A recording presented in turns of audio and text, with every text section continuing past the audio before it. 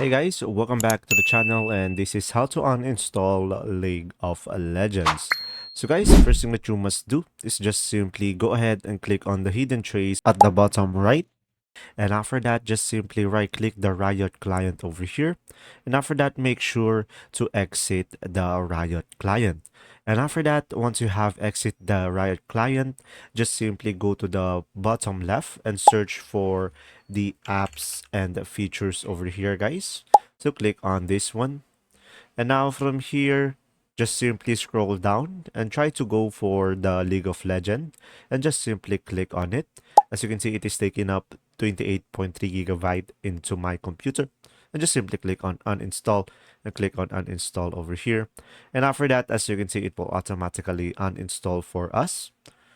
And from there, you should be able to remove your League of Legends automatically by the Riot Games. And there you go. Once it is uninstalled, you can just simply click on done. There you go. If you have any questions still, just simply comment down below and I'll do my best to answer them out. See ya.